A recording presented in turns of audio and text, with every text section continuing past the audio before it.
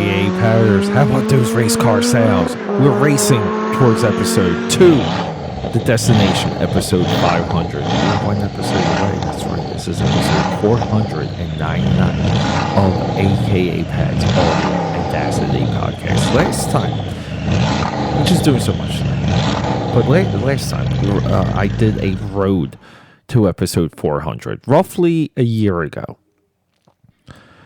And I did the top 10, or what I felt like top 10 notable racing car movies. And I had requirements. It had to have a track. It had to be some type of competition. You know, like Cannonball Run didn't fit so well. Cars didn't fit so well. Go back and check those out. And I really felt like I went through the 10 best racing car movies of all time.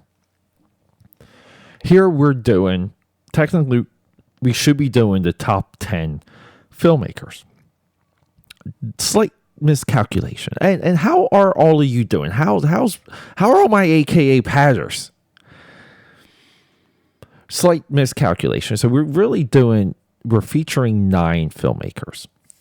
The notable mentions, there's 2 notable mentions that I would have included in this list if I started at 489.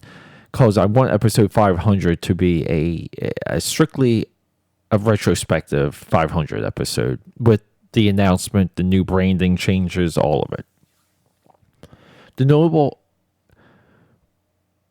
artists that I left out, one of them, Michael Mann, Mannn, Thief, Heat, Last of the Mohicans, Public Enemies, Johnny Depp, and then Bobby Fosse, who is really, he's in the category of his own, limited filmography, but everything he touched is perfect.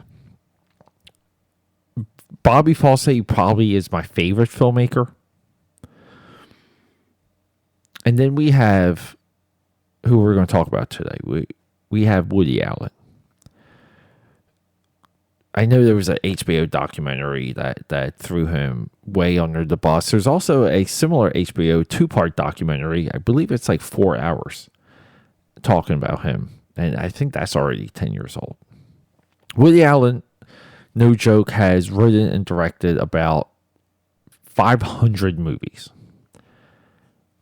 Multiple Oscar nominations. He came up really through the comedy writer's room with the Sid Caesar Show. And then along the way, he really does what no one has done. He developed the ability to write scripts and target characters well enough to where anyone in Hollywood will do anything to work with him. He's worked with the best of the best from the 60s to now. People claw, scratch, kill each other. They do whatever it takes to work with Woody Allen. And as of right now, when it comes to the state of Hollywood, it's a badge of honor. It's a requirement to be taken seriously if you're featured in a Woody Allen movie. And the best part is so many of his male protagonists are him. It says like his psychosis is on screen. And so we have guys like Kenneth Branagh, Owen Wilson playing Woody. They're essentially playing Woody Allen. They're impersonating him. Kenneth Branagh for celebrity, I think, is the absolute best. But he has this career arc, and he's still not done. But he has this career arc that he doesn't do these big budget movies. He doesn't need to. His movies are him. It's his mind, his personality, the way how he views the world. And then along the way, he's got some of these awesome experiments like Purple Rose of Cairo, Match Point. Again, like being in the moment, entertaining himself, doing serious movies, doing crime dramas, doing murder mysteries, but then also being dumb, silly, and goofy.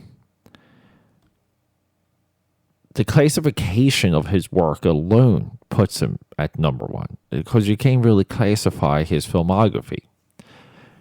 Ridley Scott, the previous episode, is an easy second head to the two-headed dragon, because Ridley Scott, he does these high concepts, he does these low concepts, and it's all within the realm of Hollywood and the Hollywood machine and the Hollywood budget. And the direct opposite of that, you would be like, all right, great. Like, I buy it. The direct opposite of Ridley Scott could be the greatest filmmaker of all time, but he needs to kill him with content in a way, and kill him with consistency. And Woody Allen does exactly that. I mean, there's no one even close. You know, a lot of people would argue that Martin Scorsese should be over Ridley Scott. But Martin Scorsese is almost a filmmaker version of Woody Allen, just as of subject matter, the range. But Martin Scorsese wants to make Hollywood movies. Woody Allen wants to make Woody Allen movies. And that's such a shit platitude thing to say. I hate that I even said that. Do we have to, let's just go, let's start in the 60s. 1966, 1969. What's Up, Tiger Lily? Take the Money and Run. The 70s, starting with 1971, Bananas. Everything you always wanted to know about sex, but were afraid to ask. 1973, Sleeper. 75, Love and Death. 77, here we go, Oscar Talk. Oscar Rockin' and Rollin', Annie Hall. 78, Interior. 79, Manhattan. 80, again, we're going into experimentation zone now. Stardust Memories. 82, A Midsummer Night's Sex Comedy. 83, another experiment, Zelig. 84, Broadway Danny Rose. 85, The Purple Rose of Cairo. 86, Hannah and Her Sisters. 87, two movies, Radio Days, September. 1988, Another Woman. 1989, Crimes and Misdemeanors, more Oscar talk. I mean, already at this point, he's a few Oscar runs. 90s, Alice, Shadows and Fog, Husbands and Wives, Manhattan Murder Mystery, Bullets Over Broadway, Mighty Aphrodite, another Oscar run. Everyone says Mighty Aphrodite, Maria Sorvino won Best Actress for this, correct? Small Time Crooks. 95, Mighty Aphrodite. 96, Everyone Says I Love You. 97, Deconstructing Harry. I remember when this movie came out. Came out my senior year. Everyone was talking about it. 98, maybe my favorite of his, Celebrity. Miramax too. 1999, Sweet and Lowdown. Sean Penn is the most lovable piece of shit in Sweet and Lowdown. Just gotta throw that one in there. 2000, here we go, Small Time Crooks, The Curse of the J Scorpion. 2002, Hollywood Ending. 2003, Anything Else. 2004, Melinda. 05, Match Point. 06, Scoop. 07, Cassandra's Dream.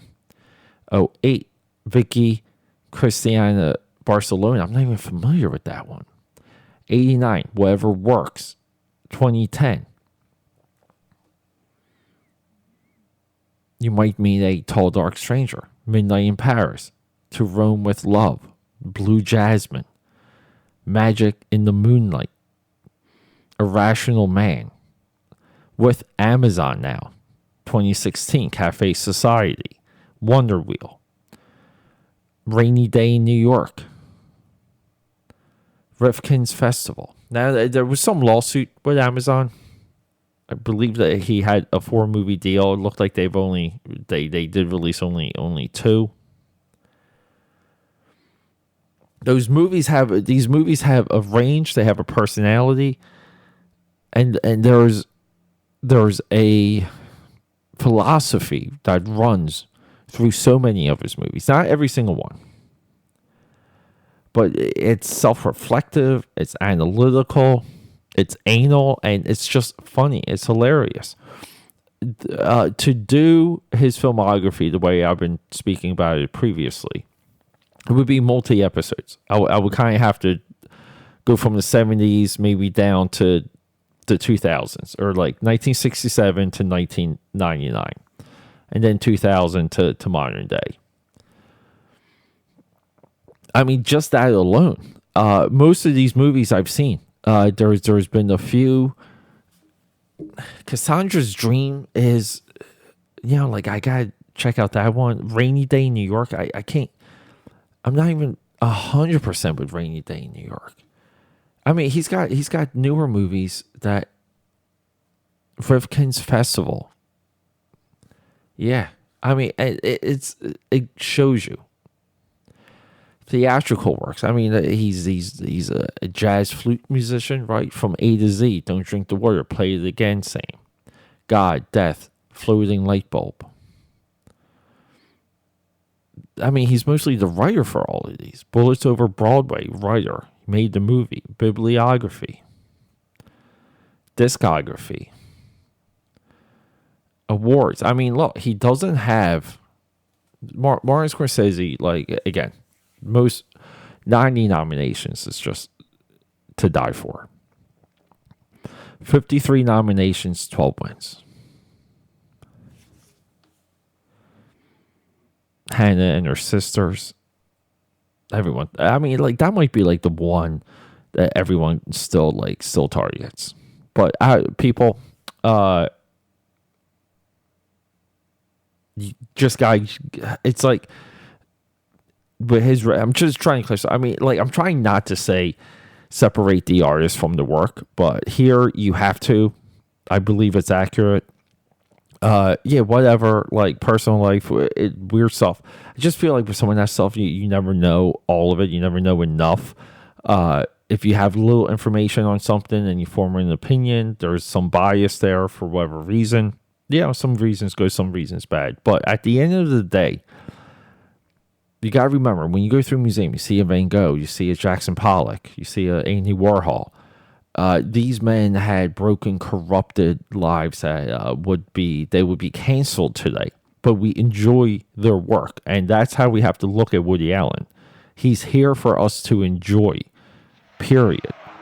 And with that being said, next episode 500, new branding announcement, new everything, starting with episode 500, leading into the 31 Days of Dread. And yes, I know today's October 1st. We're catching up, baby.